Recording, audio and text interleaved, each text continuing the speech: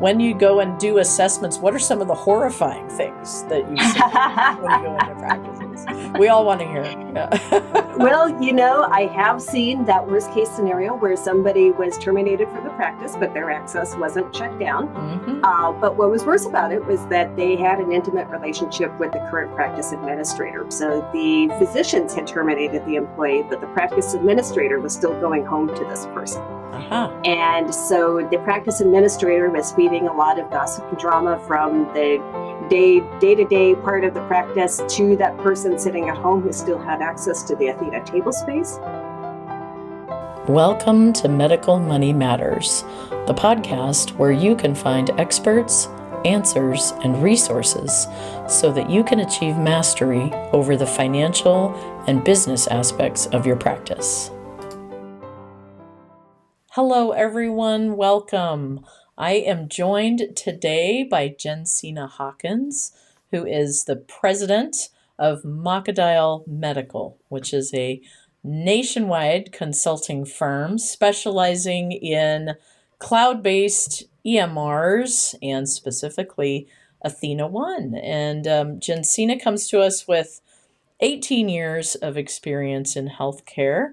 And also in her background is career development as an Athena expert user. So Jensina, welcome. Thanks for being here today. Thank you, Jill. I'm enjoying it. Yeah, absolutely. Well, we've had a great conversation ahead of this interview, and so I want to jump right in. I know our audience will be anxious to hear about your expertise with EMRs and Athena specifically. So please start by just talking a little bit with our audience about the benefits of being on a cloud-based EMR rather than a locally based EMR. I find that with the cloud-based EMRs, they tend to be the larger vendors, and there tends to be a lot more cooperation with interfaces and making sure that quality measures are being met. Just about anything that ties to your pay for performance programs, whether you're an FQHC that has to report for UDS, or you're a private practice reporting for MIPS or MIPS value pathways, a lot of those programs require a really robust EMR, and in a lot of cases, the cloud-based EMRs are the best fit for those situations to maximize your reimbursement. Wonderful. And we've had clients who I think feel a little bit hostage to the sort of older legacy system when they're on the server and they have to manage all that security. And takes up a lot of space in that dark closet. Yes, it does. Yeah. Usually there's some creepy crawlies inside of that dark closet too. So that's yes, and also IT people. Yeah. It's nice to be able to, recapture that space, maybe, probably for storage, yes. But it's lovely to get the server rack out of the clinic finally. So I know one of the things that you do with your consultancy are assessments for groups if they've been on their EMR for a while, and they can have you come in and look through the system, and you can assess system setup, and you can assess workflows and all kinds of things. So what are some of the common issues that you find when you go in to do these assessments? With Athena One, I find that a lot of practices went through a quick implementation to try to get up and running to be able to drop claims as soon as possible, because that's where Athena's bread and butter is, and obviously that's where a practice's bread and butter is as well. But not a lot of time was spent on optimizing or streamlining the workflows.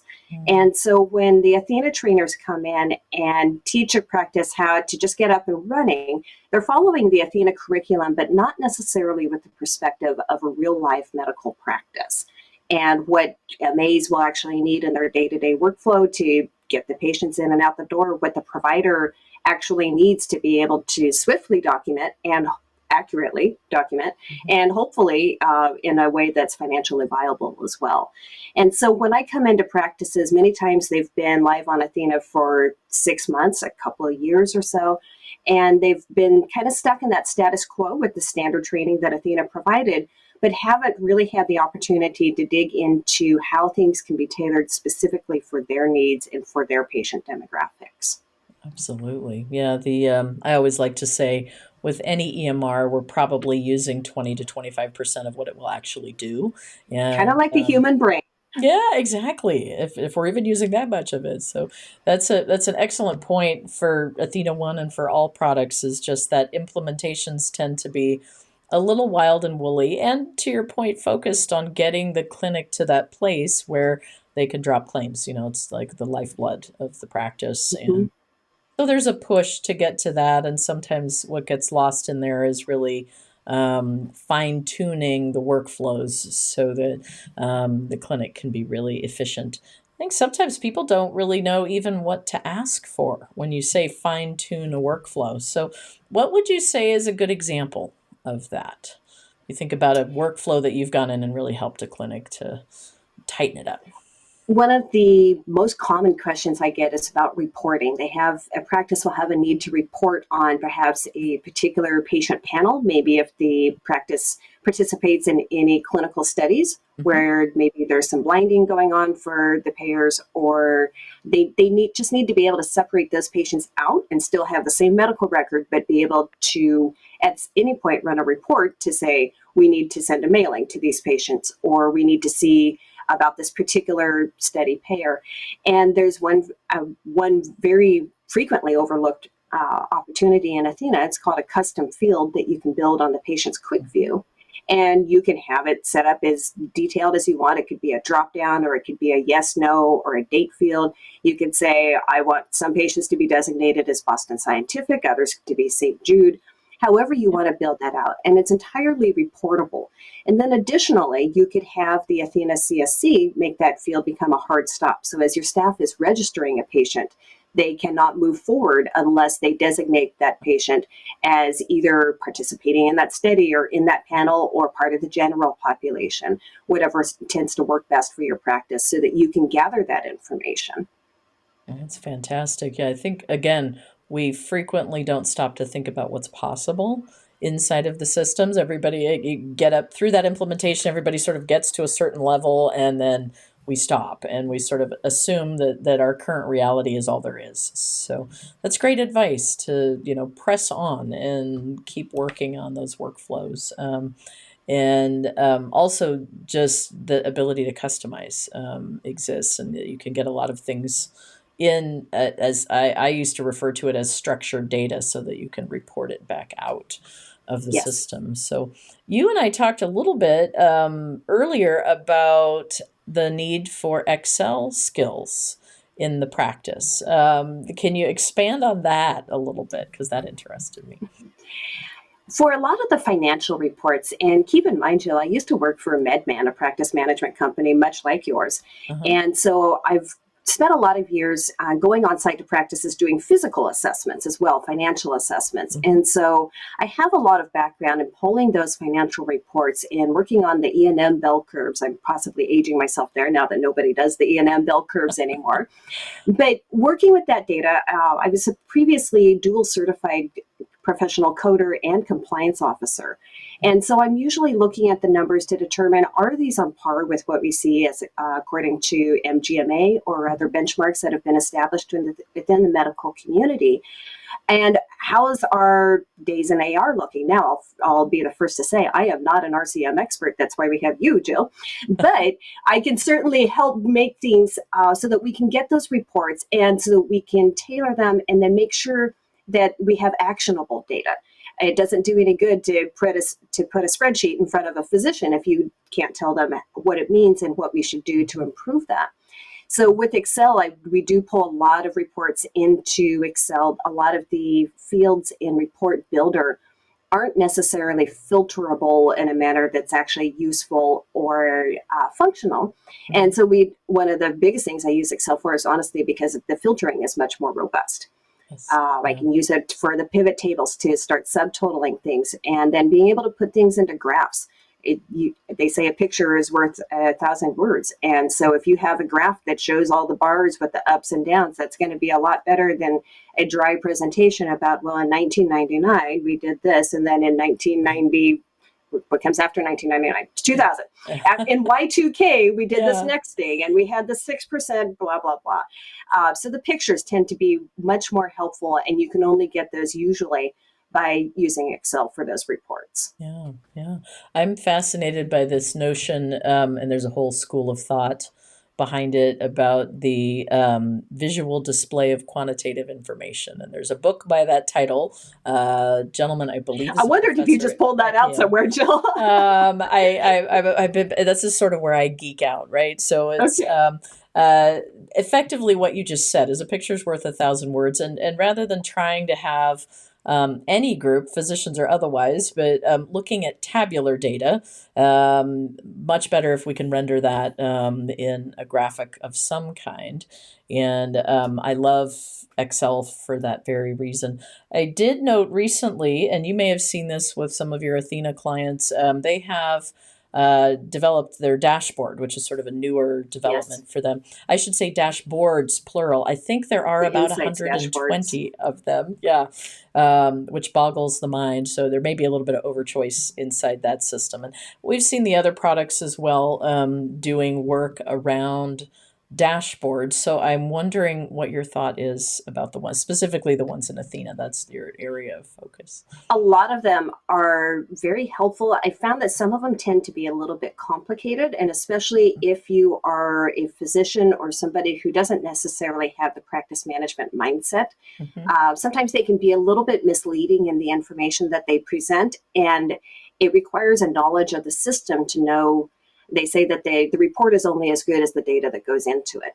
Yeah. And so if you have front desk staff that isn't necessarily setting the expected copay for a patient visit, then your time of service collection reports are going to look a little wonky. Mm-hmm. And I've seen some practices where people's jobs literally are dependent on those time of service metrics.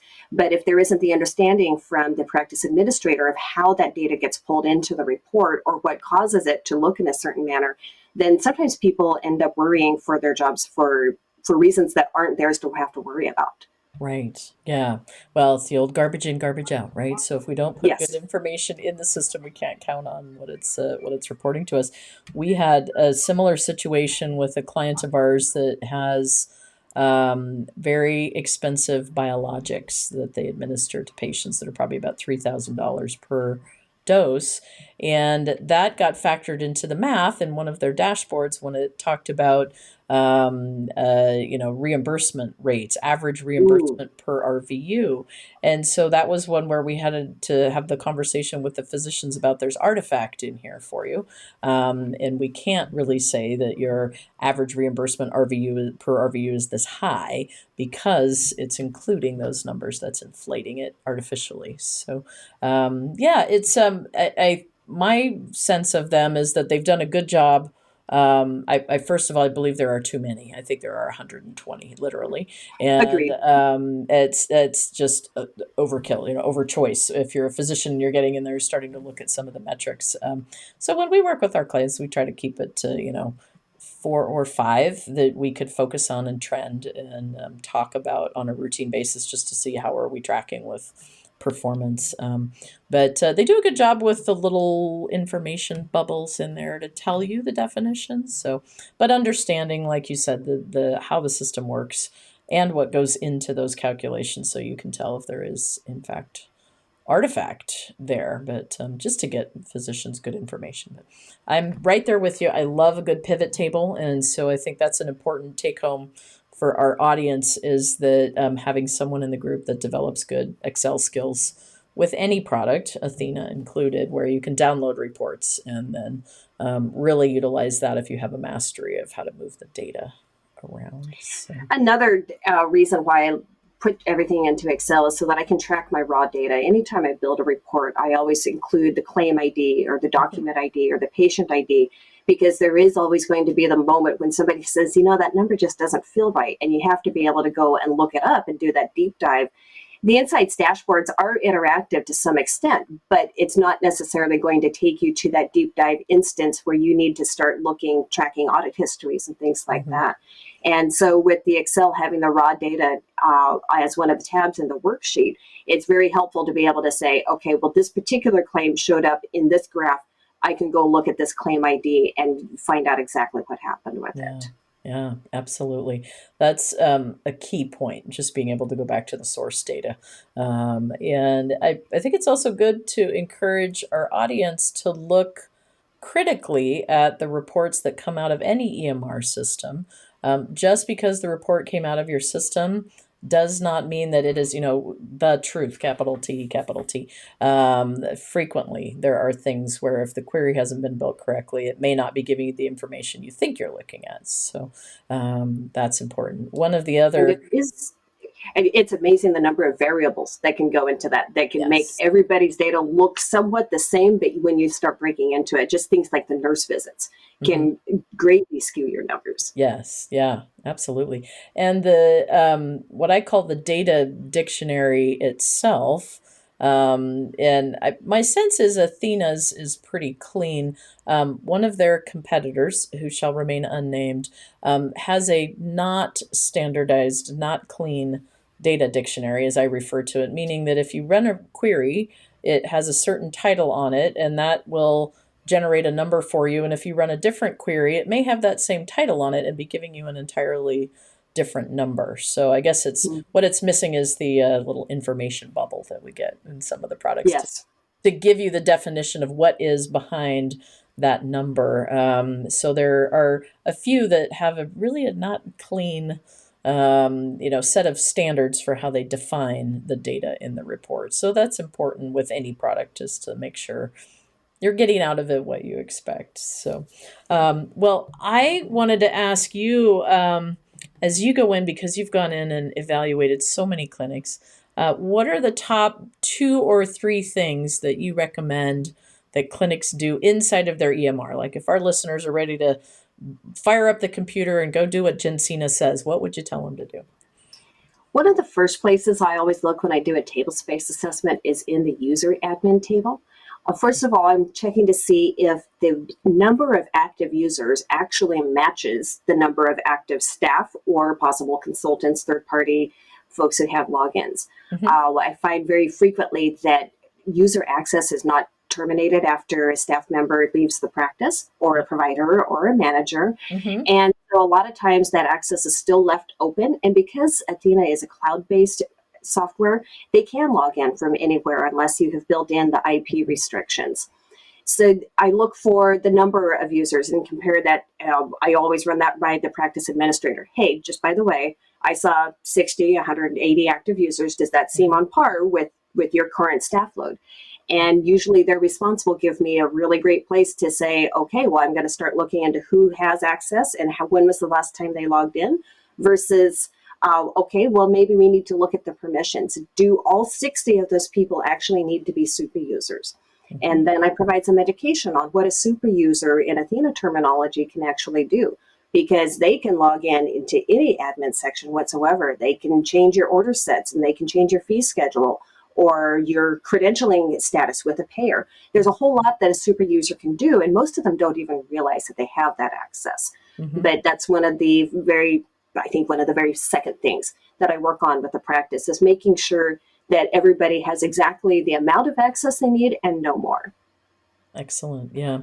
You and I talked a little bit about too many people having all the keys to the kingdom, and unknowingly, in many cases, can go in and do some real damage, Mm-hmm. with all good intent. But if they have too many For keys, sure. that creates risk for the practice. So, The another thing I look at on the clinical side of things is that clinical inbox. So I take a look at the volume in those buckets, and I look to see if there's any custom buckets that have been made. So Rathina refers to the custom ones as practice roles. mhm. And so do we just have the basic ones that Athena gave us at implementation, or have we done some work to build some custom ones and surgery practices in particular? I find a lot of buckets that were created for prior auth submitted, prior auth pending, possibly surgery pended for those patients that say, oh, I can't possibly schedule anything until the end of the year. Mhm. So that the impression, if a physician or a manager is looking at those buckets, is not that there's 140 tasks sitting in the prior auth bucket, but that maybe 20 of them are sitting there that are current need to be worked right now. And maybe the other 120 have already been addressed, have been submitted, so that they're waiting on a notification from the insurance company or for the patient to call back and say, hey, I finally got someone to cover me for a week of Mhm. work. Yep. And a lot of that helps. Sometimes have to say it sometimes helps with job security as well, because if Yeah. a physician leader or a practice manager in a hurry is looking at those buckets and they say there's 120 things in there and nothing has moved, it's been 120 all week, it can be really kind of jarring for the person who has to try to defend what's in that bucket. Absolutely. Well, and just kind of doing the digital declutter, right? It's uh, Absolutely. keeping things clean. So again, you have accurate data about what's happening, and also that I think, and you and I were talking earlier about different generations and how they use technology differently, and that it may be challenging for a manager or a physician who might be in their 40s or 50s or 60s to be able to completely understand everything that's happening in the digital world, and that they might be used to seeing, as you and I were talking, paper charts, or having more sort of physical evidence that there's a lot of work going on. When as we're moving to the digital world, everything's there, and so it's kind of hard to Yes. see what the volume of work is. I know I have these conversations with our team because I'm of that generation, and so it's not always intuitive for us. And to your point, staff can be worried about their jobs if people tend to look at those things, and if there's not good data in the system. So that's fantastic. Great risk mitigation strategies. Earlier episodes, we've talked about mitigating risk for practices, and the one of our more recent ones was about digital security, cybersecurity, and what practices can do. And that's an A number one. One is just good hygiene in your user list, and managing that, and managing, as you say, who has access to what and who has privileges to what. So frequently with those implementations, everybody's handed all the keys to the kingdom so that you can really lace up your running shoes in the implementation. And then Yes. we frequently forget to go back and do that. So that actually brings me to a really great question, of course, a juicy question, which is when you go and do assessments, what are some of the horrifying things that you've seen when you go into practices? We all want to hear. Yeah. Well, I have seen that worst case scenario where somebody was terminated from the practice, but their access wasn't shut down. Mm-hmm. But what was worse about it was that they had an intimate relationship with the current practice administrator. So the physicians had terminated the employee, but the practice administrator was still going home to this person. Aha. And so the practice administrator was feeding a lot of gossip and drama from the day-to-day part of the practice to that person sitting at home who still had access to the Athena table space.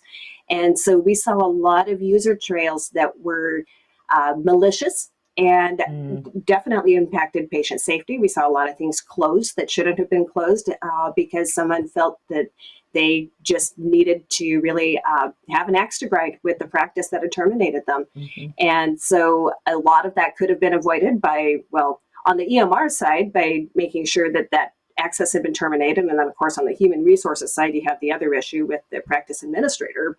But that's one of the worst ones I've seen. In a pain management practice, actually, I saw an MA had taken it upon herself to have, this was before EPCS, but she had taken it upon herself to mark all of the controlled scripts as documentation only.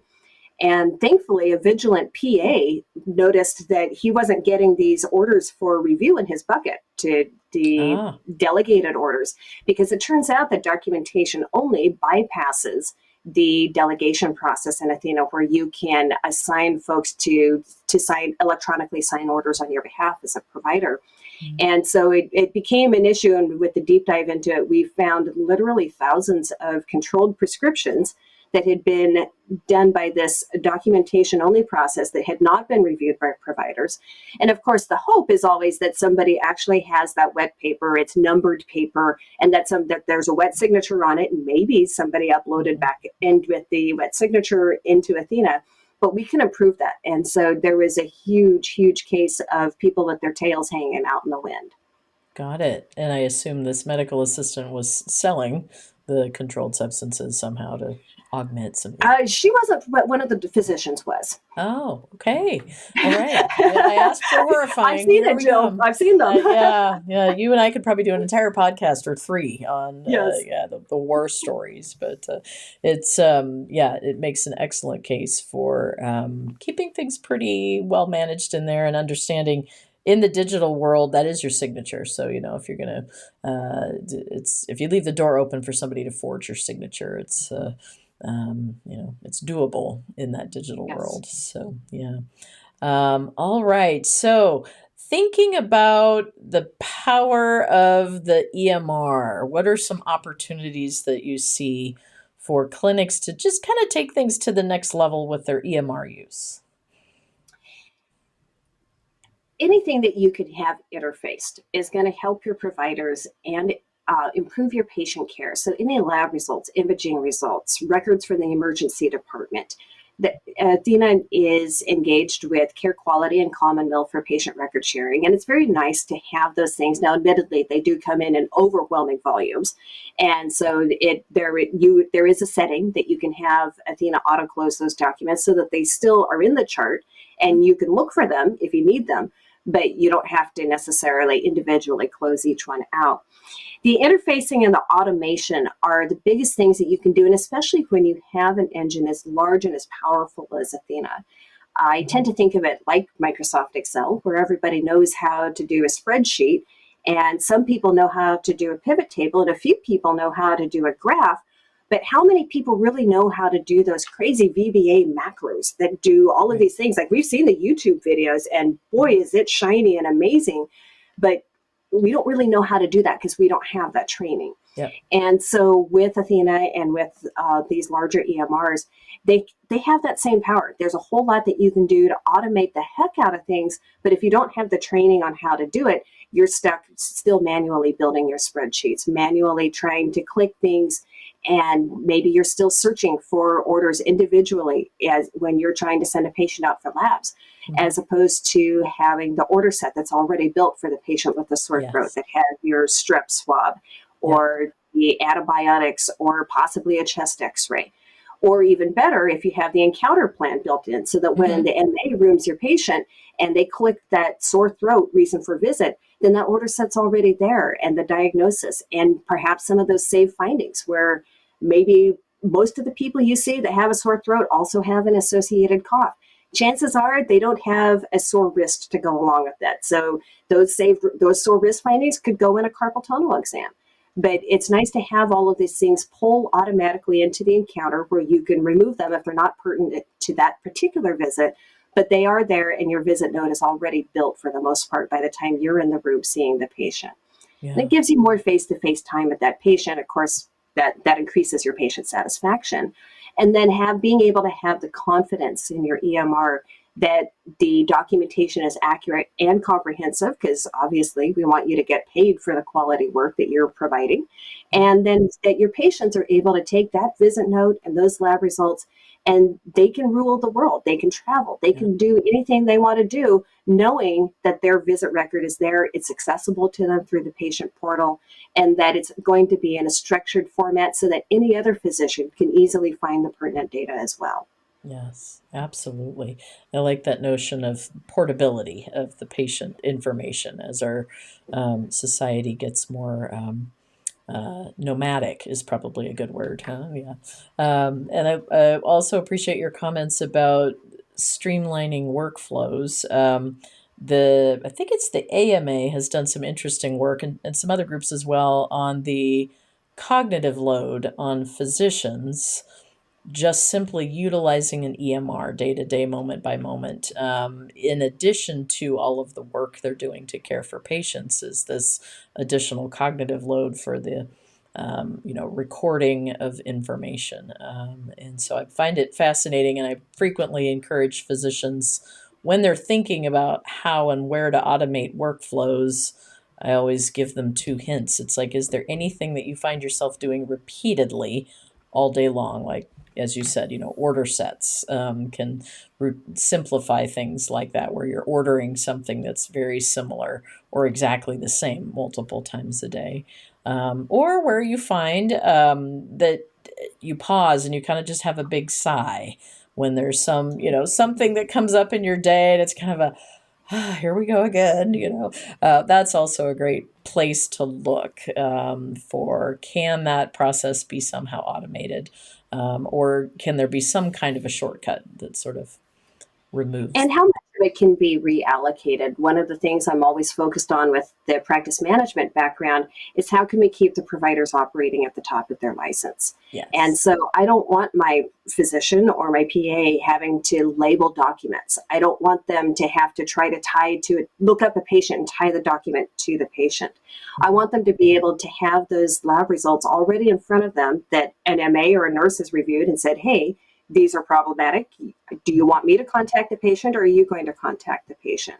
And Yeah. so that the way that I think of it always is that the more that we can offload from the providers, the more time they get to spend at home with their families, mountain biking on the weekends, Mhm. traveling. With the physician shortage that everybody is aware of, we want to protect the mental health of our providers. Yeah. We want to make sure that they can actually disengage and not have to, just because the system is cloud-based, they shouldn't have to log on when they're on vacation. Right. No, that's a great point. And I love anything that allows us to reduce stress for our physicians. And I think, unfortunately, the EMR is perceived as a necessary evil because we do have to document what went on, and we have to keep track of what's happening with our patients. And I think we have a tendency, I know this is true for me, and I've heard from many physician colleagues and friends that they're challenged to delegate, and just how much delegation can they do. So that's I think that's one of the beautiful things about an EMR, is that you can kind of program in the delegation, Yes. right? When you create a workflow that automates something, or has your MA able to complete 3 more steps in the process for you, if that's baked into a workflow, that allows the physician to kind of delegate automatically. So I love looking for those opportunities too. And even if you save a minute or two, if it's a process you do 30 times a day, well, there's a half hour back, or an hour. um, Absolutely. Precious time. So yeah. Well, I know you have a phenomenal background in compliance, and so that makes me curious about what are some of the common compliance issues that you see when you go into practices, and how would you recommend groups tackle those? Sometimes I see a lot of misunderstanding on how Athena is built for billing providers. Mhm. The When you set up a billing provider in Athena, it gives you the option to say if somebody is a supervising provider, and that doesn't necessarily on in that billing table doesn't have anything to do with the clinical supervision of a provider. So if you have a non-physician practitioner like a PA or an NP, particularly the PAs who have a state mandated relationship with a supervising physician.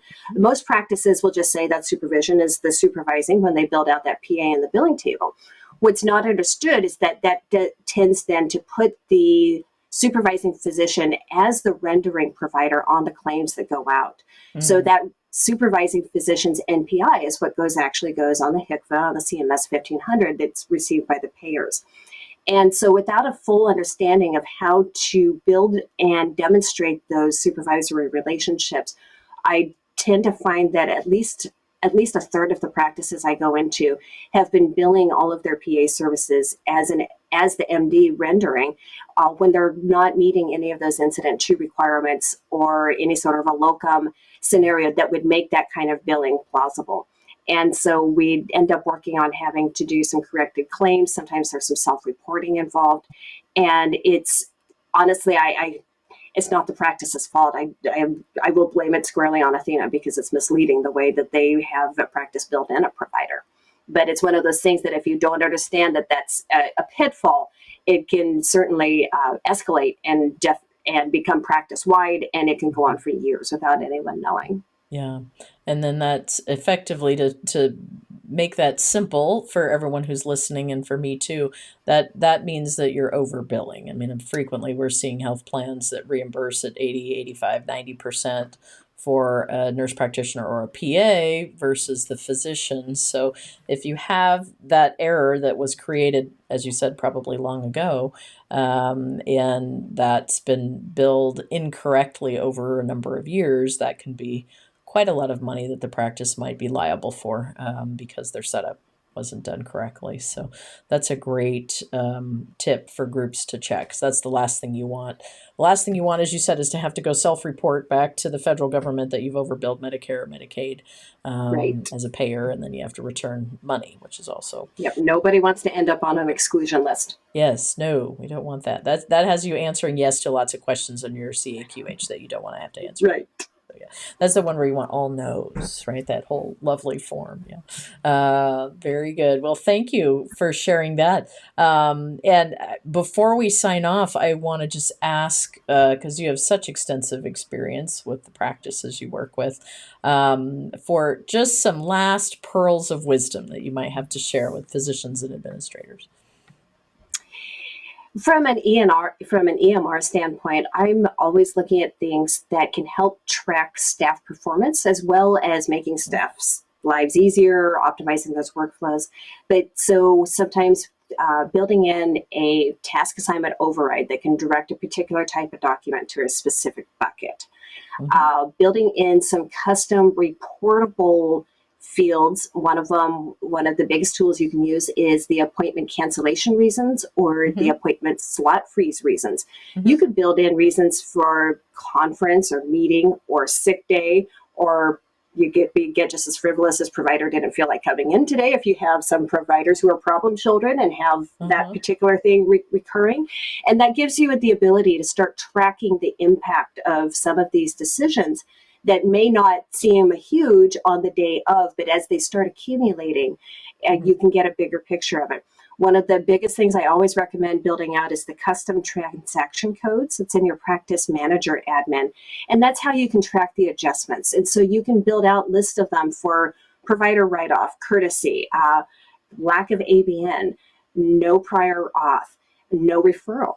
And those are excellent tools at the end of the month where you can hand those to a provider who said, I'm just going to keep doing these joint injection because the patient's here today and I'm in a hurry and I'm not going to have them come back for another visit.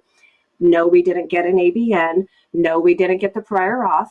And so you can actually quantify how much these lack of authorizations or those extra steps, and I know they're pains, it's especially for the MA who has to leave the room and go get the form and things like that. But you can start quantifying how much you're having to write off for these exact reasons. And it's very eye-opening to tell a physician, hey, you did that surgery because you wanted to fill up your surgery schedule for the week and you couldn't wait for the insurance to authorize it.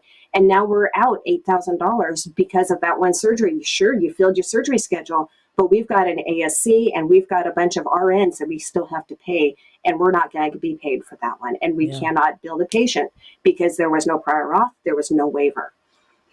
Exactly. So those are important. You and I talked a little bit about just having groups look at adjustment reports in general to see what is. And adjustment is sort of a nice, deceptively nice term.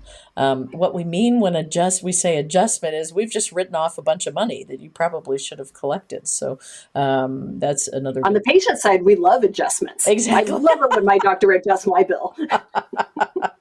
and we don't like those oops adjustments, like we forgot to get a prior auth or we didn't have the system in place to get that, or to your point, we were hurrying up to try to fill a schedule but didn't apply the rule of, are we going to get paid for this work first? So that's that's another great. Identifying revenue leakage is one of the biggest things that you can use your EMR, your practice management system for.